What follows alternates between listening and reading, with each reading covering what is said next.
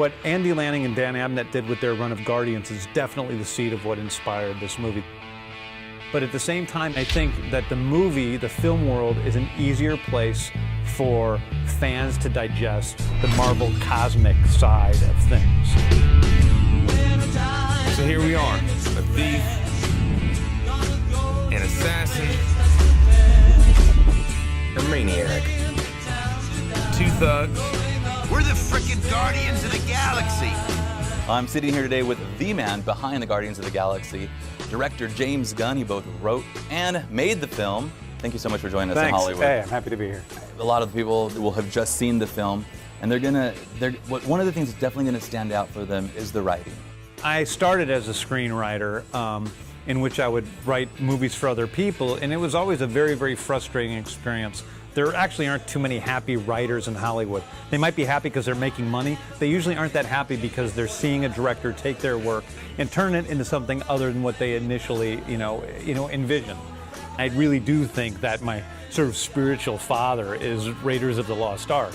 That was the movie that I saw as a kid, and it wasn't that I wanted to make a movie like Raiders of the Lost Ark, but I wanted to make a movie like what Raiders of the Lost Ark made me feel like. Cut, great, that's it. Yeah, they often say you don't remember so much of the details of a film, but you remember how it made you feel. Yeah, and I think, I even think of being a little kid and seeing like People magazine come out with C-3PO and, Chewbacca on the cover and being like, oh my God, what are those guys? They are so cool, and I couldn't wait to see them. I don't even believe you have a plan. I have part of a plan. What percentage of a plan do you have? You don't get to ask questions. I just saved Quill. We've already established that you destroying the ship that I'm on is not saving me. When did we establish? Like 3 seconds ago. No, I wasn't listening. I was thinking of something else.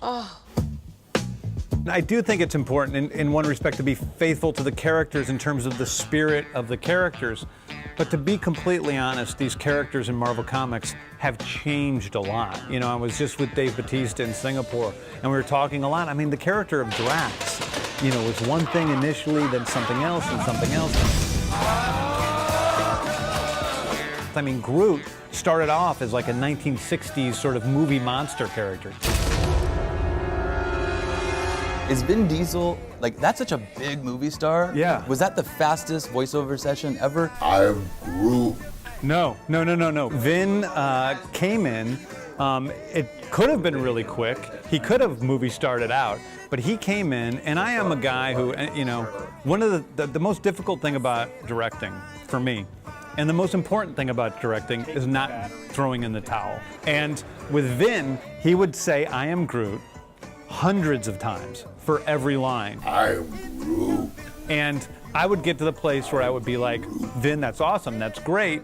And he would be like, no, he gets into this spot where and I'm doing exactly what he does, is he keeps doing this thing again.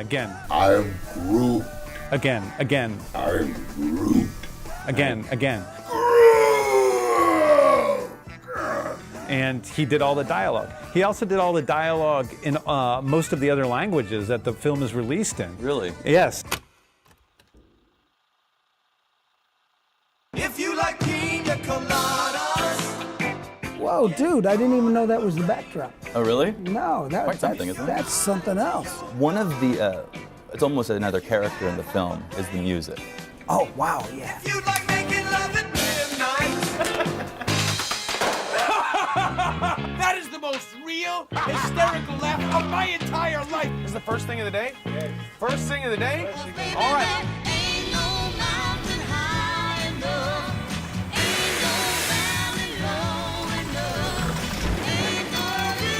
I've read that James even did the score earlier than you would typically in a filmmaking process to help get the characters into character for the film. Is that true? He would play music. He would play music for the scenes. Some actors need a little help, in that department. I didn't need any music for Yondu. No, Yondu didn't need music. It's ridiculous. Let me tell you the truth about Rooker. All right, let's hear it. First of all, he's got problems. No, that's not true. Here's the truth. He's a very good actor, but he's often put into this place where he's just completely this tough guy with no sense of humor. But there's this other aspect of his personality where he's a complete madman who breaks out into laughter. and can't stop and giggles like a schoolgirl, and that's who Yondu is.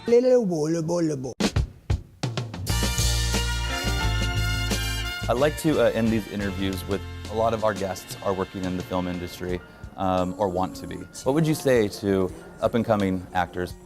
Really good advice is be seen, not heard.